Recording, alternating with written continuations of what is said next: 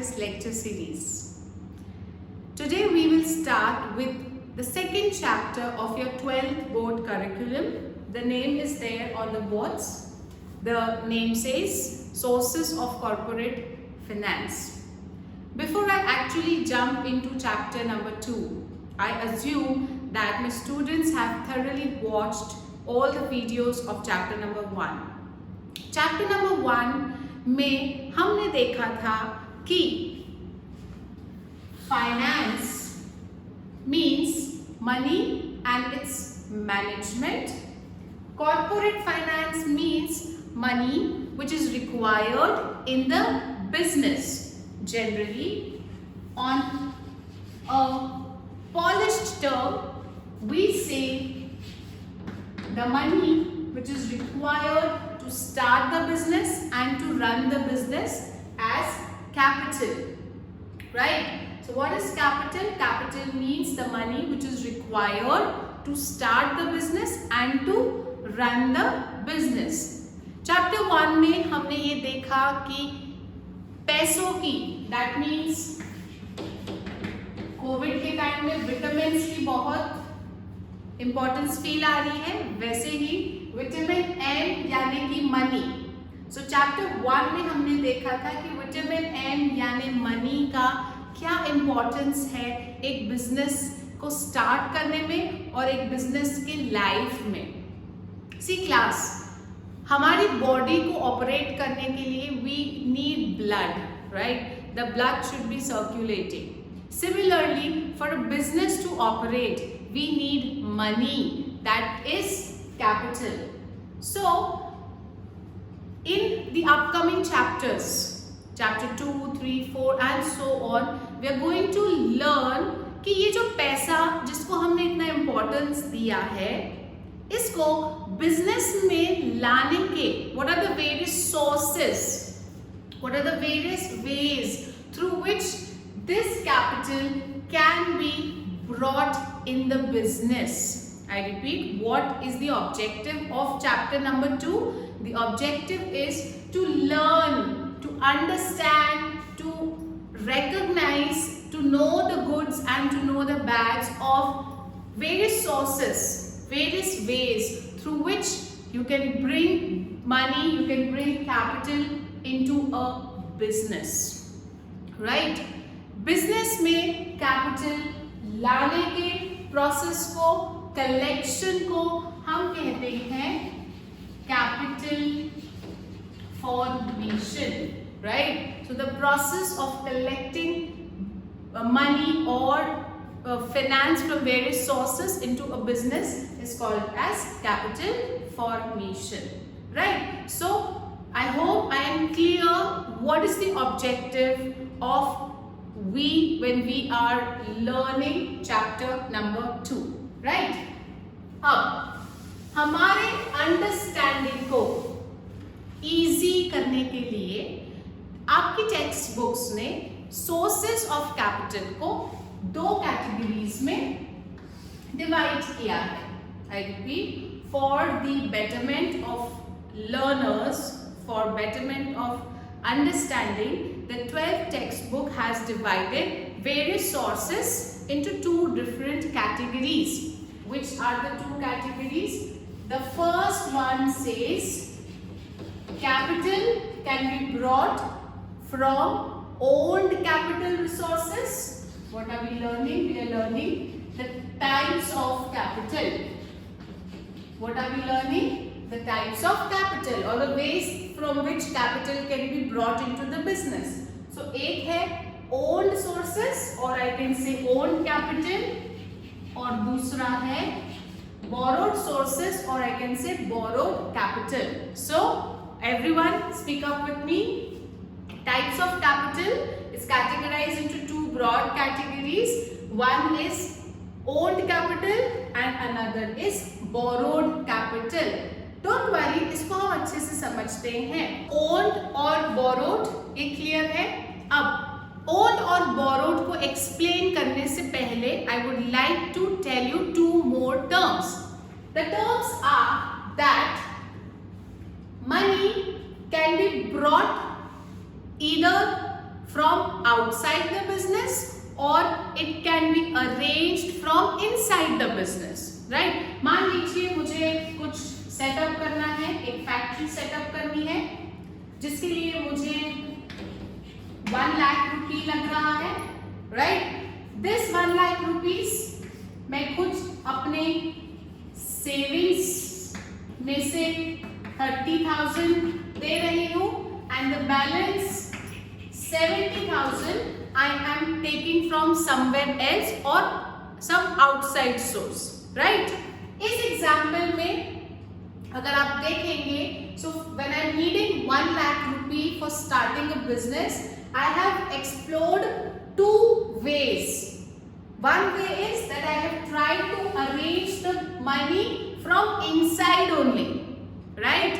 The other way, I have arranged the shortcoming from outside.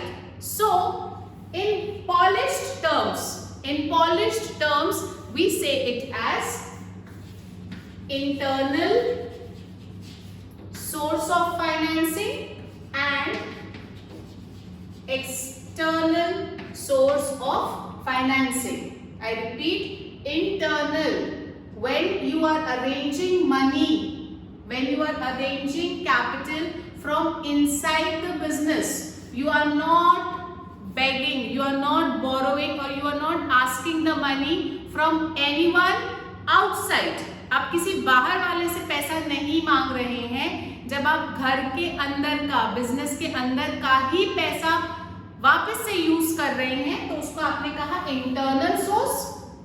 External, as the name suggests, when you are taking money from outside the organization, from outside the business, right? So, अब board पर आपके सामने में 4 terms हैं class. I want you to make all the 4 terms very clear.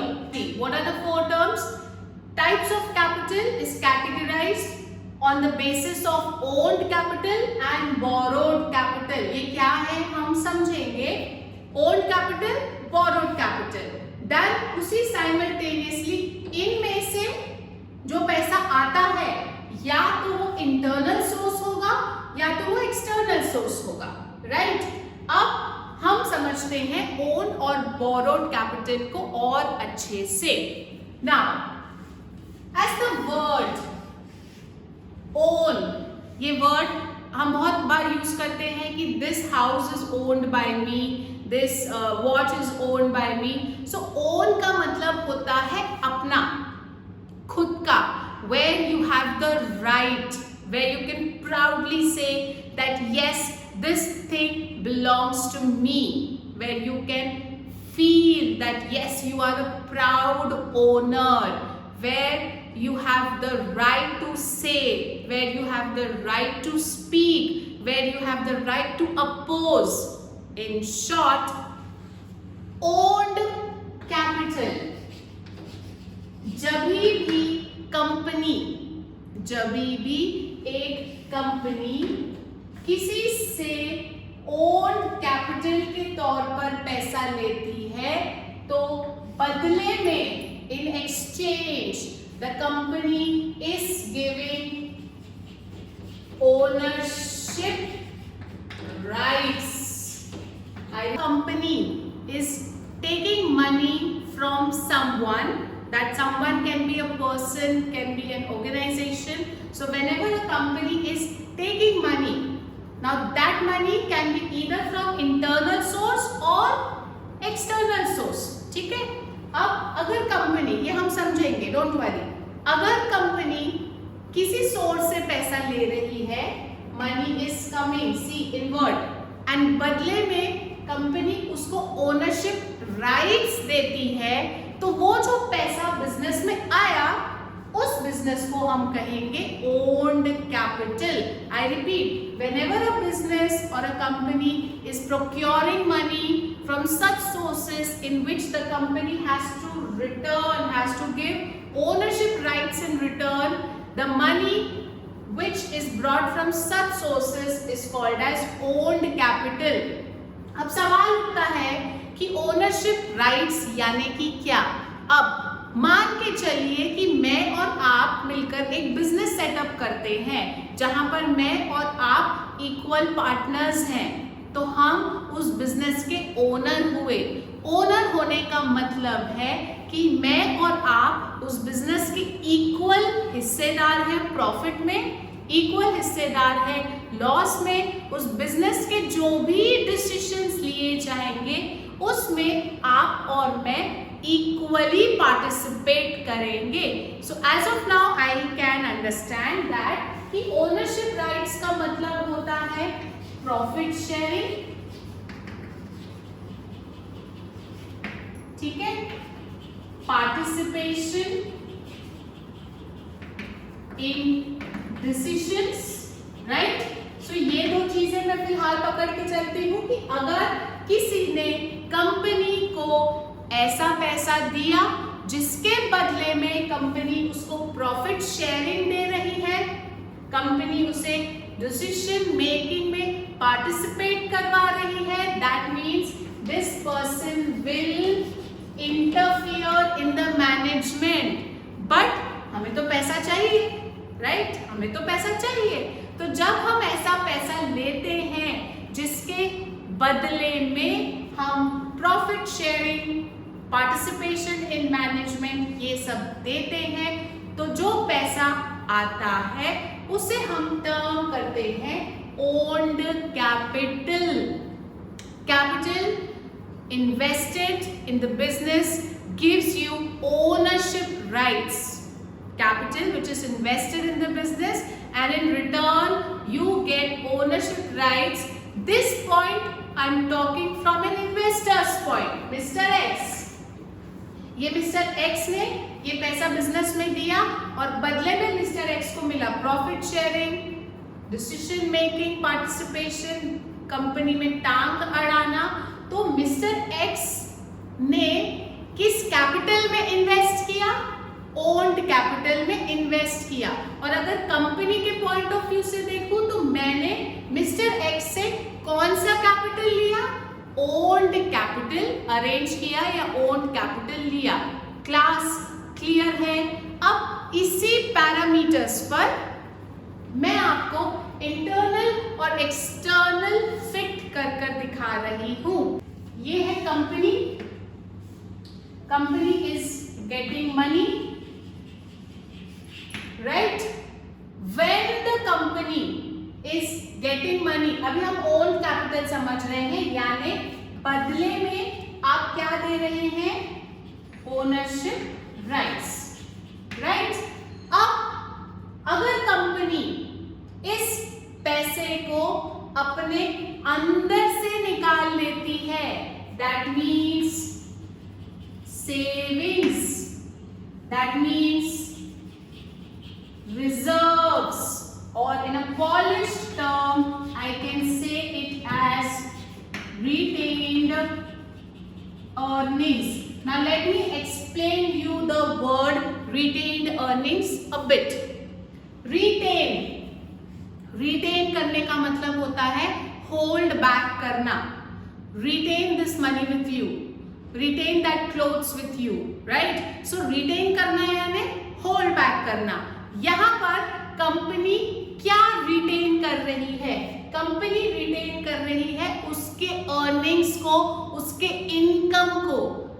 Common sense है यार, अगर मैं 100 रुपए कमाती हूं तो इंडियन मेंटालिटी हमें पूरा पैसा खर्च करने की परमिशन ही नहीं देती। फ्रॉम द चाइल्डहुड हम में सेविंग्स मेंटालिटी कूट कूट कर भरी है। बचाओ, पिगी बैंक्स रखो, राइट। सो बचपन से ही हम में सारा पैसा जो आया उसे खर्च करना, ये मेंटालिटी हमारी है ही नहीं। सिमिलरली इसी मेंटालिटी पे कंपनीज काम करती है। So if a company is earning ₹100, the company will do various diversifications of various parts of its income, जैसे कि सैलरीज देगी, रॉ मटेरियल लाएगी, टैक्सेस भरेगी। सब करने के बाद कंपनी थोड़ा सा portion which is very important, हम कहते हैं सेव करना या रिजर्व कर लेना। कब के लिए? फ्यूचर के लिए। हम सेविंग्स क्यों करते हैं? फ्यूचर के लिए। कुछ अनसर्टेनिटी आए तो हम प्रिपेयर होना चाहिए। इसी फंडा पर कंपनीज भी काम करती है। That if a company is earning ₹100 per month or per year, the company will take out money for all necessary expenses. Simultaneously, the company will also retain, hold back some part of the total earnings, maybe ₹2, but the company is holding back some part of the total earnings.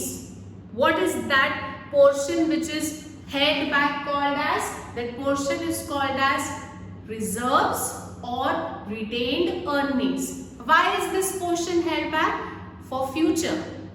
हमारे future में अगर हमें कुछ ज़रूरत है, कुछ uncertainty है, तो हमारे पास पैसा होना चाहिए। एंड मोस्ट इम्पॉर्टेंट, जब मुझे ग्रो करना है, वेरी इंपॉर्टेंट वर्ड, जब मुझे ग्रो करना है, बिजनेस को एक्सपैंड करना है, आई ऑलवेज से पैसे को पैसा बनाता है। तो जब आपको पैसा बनाने के लिए पैसा लगेगा तो ये पोर्शन आपको यूज में आएगा, राइट? सो रिटेन्ड अर्निंग्स भी आप बिजनेस में डाल सकते हैं।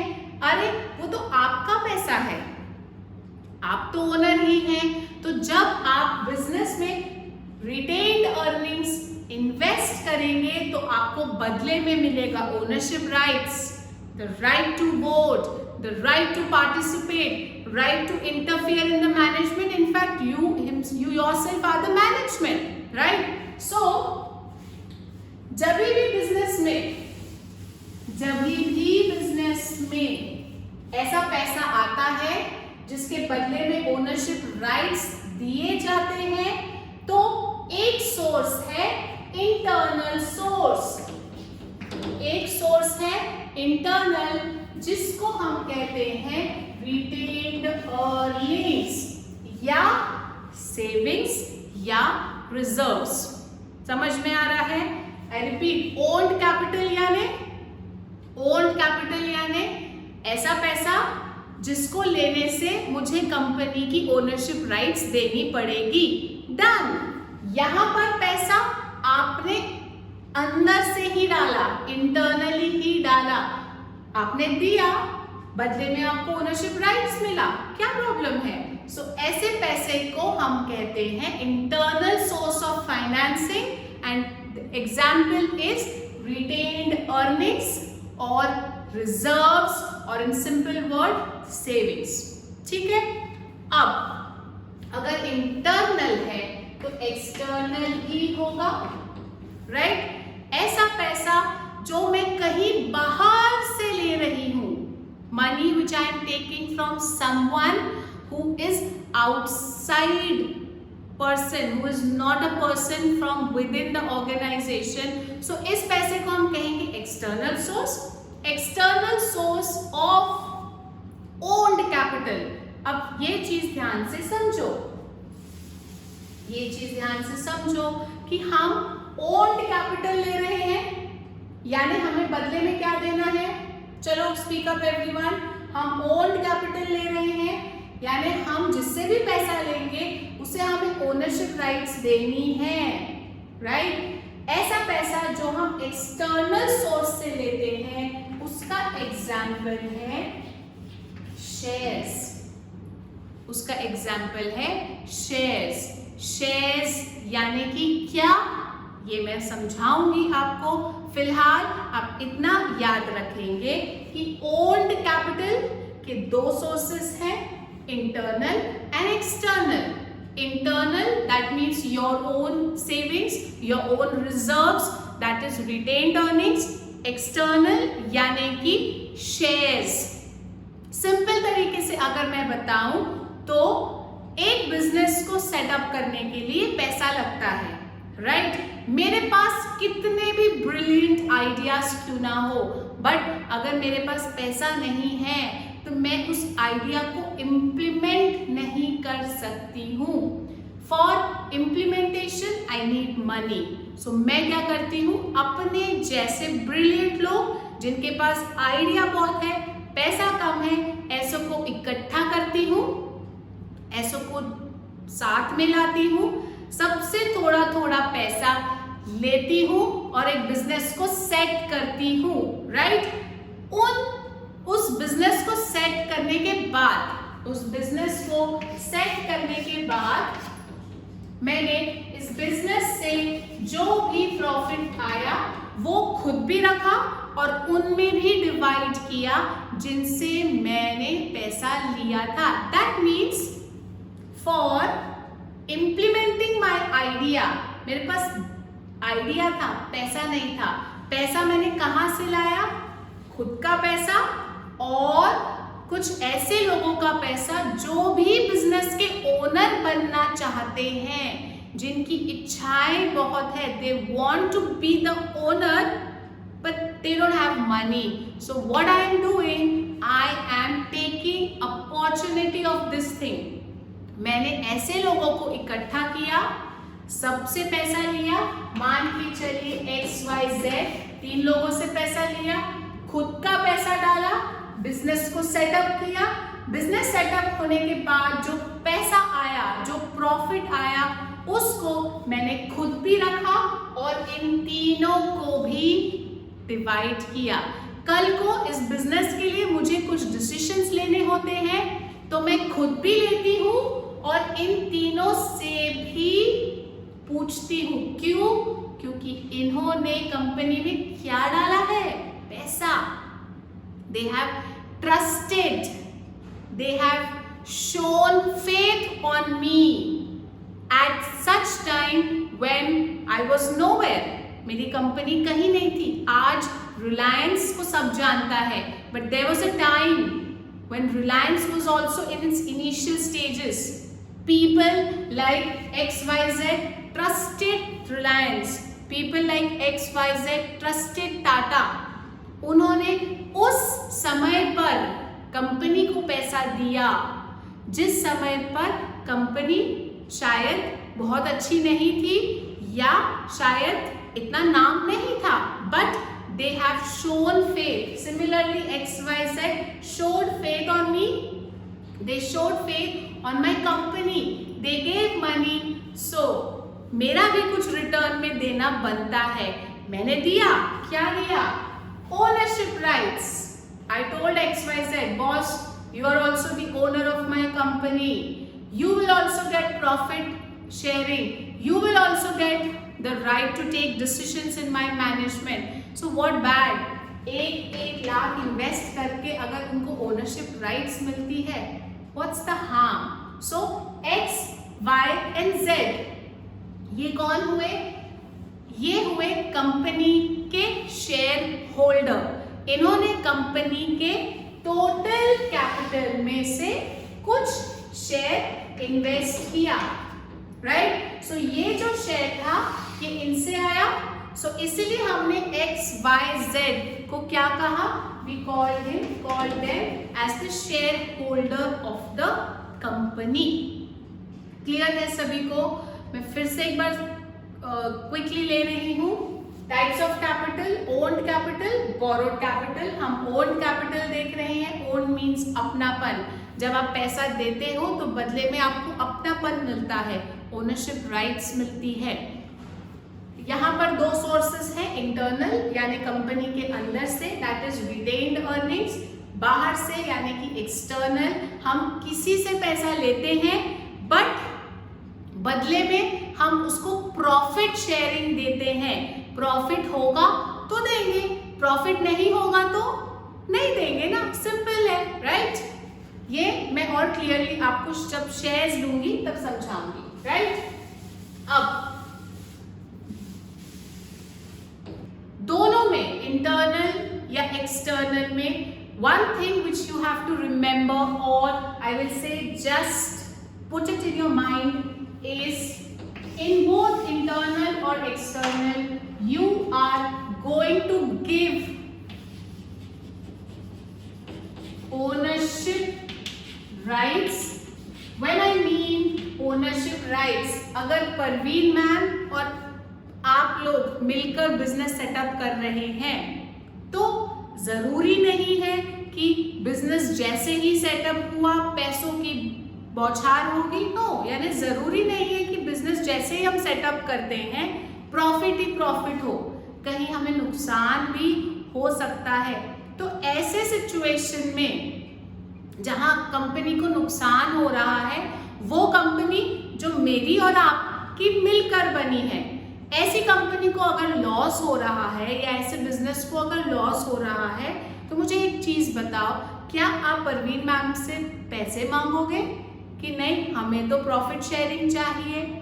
नहीं ना, क्योंकि प्रॉफिट होगा तो मैं आपको शेयर दूंगी, लॉस नहीं है तो मैं आपको शेयर कहां से दूं? हाँ, मैं अगर अकेले लेकर बैठी हूं तो आप मुझे बोलिए, राइट? सो ओनरशिप राइट्स में what you have to remember is you will be sharing the profits of the company.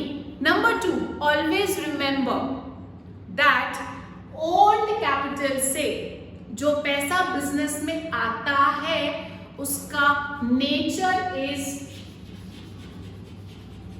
permanent capital. I repeat, money which will be brought into the business in the way of owned capital. The nature is permanent capital. Permanent का मतलब है lifelong. जब तक company wind up नहीं होती है, जब तक कंपनी बंद नहीं होती है, आप ओन्ड कैपिटल का पैसा वापस नहीं करते हो। खुद का पैसा आप क्यों वापस करेंगे? क्योंकि आपको खुद का बिजनेस चलाना है। किसी और का पैसा यानी एक्सटर्नल सोर्स से जो आपने लिया यानी शेयर्स का लिया, क्या आप उसका पैसा भी वापस नहीं करेंगे? तो द आंसर इज यस, आप वापस नहीं करेंगे। क्यों? तो हम जब ये शेयर्स का टॉपिक पढ़ेंगे मैं आपको अच्छे से एक्सप्लेन करूंगी। फिलहाल आप इतना याद रखेंगे कि ओनरशिप राइट्स बहुत इंपॉर्टेंट है and this type of capital is permanent in nature, right? अब अज्यूमिंग कि आपको ओन कैपिटल समझ चुका है, तो कई बार कंपनीज ये सोचती है कि यार ठीक है, मुझे पैसे की तो जरूरत है, मैंने पैसा ले भी लिया, बट मुझे ना ये जिंदगी भर का बर्डन नहीं चाहिए। ये परमानेंट वर्ड समझ रहा है? It's a lifelong burden. Burden of what?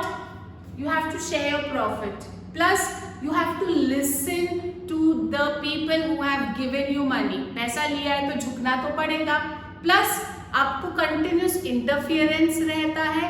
तो यार मेरे को पैसा चाहिए, I need money, but I don't want to give my power, I don't want to lose out my power.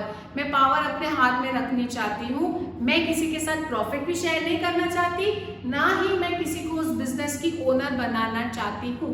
तो क्या कोई और वे ऑफ कैपिटल है? So the answer is correct, come to borrowed capital. The name tells, borrowed यानी कि उधार। ये पैसा बिजनेस में आता जरूर है, ये पैसा बिजनेस में आता जरूर है, बट बदले में you don't give ownership rights. That means you don't give profit sharing, you don't give decision handling. आप ये कुछ भी नहीं देते हैं। क्यों? क्योंकि आपने पैसा लिया है बोरो। बोरो का मतलब होता है उधार लेना। You are asking someone, you are asking, you means the company. The company is asking someone to lend you money. आपको पैसा उधार देने के लिए कहा है। ये someone कौन हो सकता है? इसके लिए हमने एक कोड वर्ड लर्न करना है। इनफैक्ट किया भी था चैप्टर नंबर 1 में। कोड वर्ड क्या है? DPLLB। याद आ रहा है कोड वर्ड? जब भी आप किसी से पैसा बोरो करते तरीके हैं, अलग अलग वेज हैं। कौन से वेज हैं? DPLLB क्या है? Debentures, public deposits, loan from banks, loan from financial institutions and bonds. So these are the 5 ways, these are the 5 sources from which a company can take borrowed capital. When I mean borrowed, I mean आपने पैसा उधार लिया है, आपको बदले में ownership right नहीं देनी है। Very good. आपको जिंदगी भर इनको झेलना भी नहीं है। Very good. तो सवाल उठता है कि अगर मैं बोरोड कैपिटल किसी से लेती हूं तो क्या ये मुझे पैसा फ्री में देंगे? ये लोग मुझे फ्री में पैसा देंगे? मान के चलते हैं मिस्टर एक्स ये कंपनी को देते हैं 10 लाख रुपीस, तो क्या मिस्टर एक्स कंपनी को पैसा फ्री में देते हैं? आज के जमाने में कौन देता है? क्या पर्पस है? अगर ये 10 लाख रुपए मैं कंपनी में लेती हूं तो बदले में कंपनी को कुछ तो देना ही पड़ेगा। तो कंपनी देती है रिटर्न, जिसको हम कहते हैं interest, right? So the company gives return to mister X which is called as interest. What is the return? The return is decided, for example 10% per annum of that 10 lakh rupees, 10 lakh का 10% हर साल हम देते जाएंगे। कब तक? जब तक कंपनी ये 10 लाख रुपए वापस नहीं करती तब तक। फॉर एग्जाम्पल मिस्टर एक्स से कंपनी ने, I draw it here, mister x से कंपनी ने 10 लाख रुपीज लिए। कितने साल के लिए? 5 साल के लिए, राइट? सो 1 2 3, सो 1 2 3 4 5 इयर्स के लिए 5 लाख रुपए कंपनी यूज करेगी। हर साल 10% पर इंटरेस्ट देगी और 5वें साल ये जो 10 लाख रुपए लिया था, 5वें साल वो 10 लाख रुपए कंपनी वापस करेगी। सो borrowed capital are temporary in nature. You don't have to bear the burden of borrowed capital for a longer period of time. But always remember one thing of borrowed capital. The thing is that this payment of interest, ये जो हर साल आपको 10% देना है, ये 10% पे करना compulsory है, मैंडेटरी है। यहां तो आप एस्केप कर गए थे। ओनरशिप कैपिटल में आपने बोल दिया प्रॉफिट नहीं हुआ तो कहां से शेयर करूं, बट यहां पर in borrowed capital you can not escape. Why? Because आप जिससे पैसा लिया है उसको तो सिर्फ इंटरेस्ट ही दे रहे हैं, आप उसको ओनरशिप राइट नहीं दे रहे, आप उसको ओनर नहीं बना रहे, आप उसको डिसीजन मेकर नहीं बना रहे। तो जो इकलौती चीज आप बोरोड कैपिटल में दे रहे हैं, दैट मीन्स इंटरेस्ट, वो तो आपको देना ही है। You can not get back, कि आप ये ऑब्लिगेशन उठाने से पीछे नहीं हट सकते। समझ में आया? सो owned capital, although it's permanent in nature, but you can say this year I don't have profits, I can't give. But in borrowed capital, although it is temporary in nature, medium term, short term, but you have to keep on paying the returns, right? When company is taking borrowed capital, there are various sources. Company public से ले सकती है, company bank से ले सकती है, company financial institution से उधार ले सकती है। सो इनको अलग अलग नाम दिए हैं, जैसे कि डिबेंचर्स, पब्लिक डिपॉजिट्स, ये हम पब्लिक से लेते हैं, लोन फ्रॉम बैंक्स हम बैंक से लेते हैं, लोन फ्रॉम फाइनेंशियल इंस्टीट्यूशंस हम NBFCs से लेते हैं, बॉन्ड्स ये भी पैसा कंपनी पब्लिक से लेती है। तो इन शॉर्ट, कंपनी जब भी कोई उधार लेती है, चाहे वो पब्लिक हो चाहे वो बैंक्स हो, उसको हम कहते हैं बोरोड कैपिटल। बोरोड कैपिटल में you don't give ownership rights but you have to give returns. तक कब तक? जब तक आप प्रिंसिपल अमाउंट वापस नहीं करते तब तक। Owned capital, you take the money and आप उसको अपना ही समझते हो।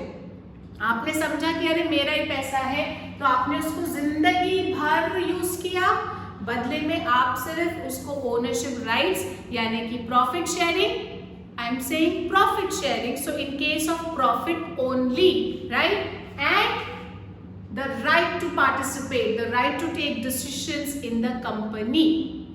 Class, I hope मैं आज के लेक्चर में इतना ही समझा रही हूँ because this becomes the base, right?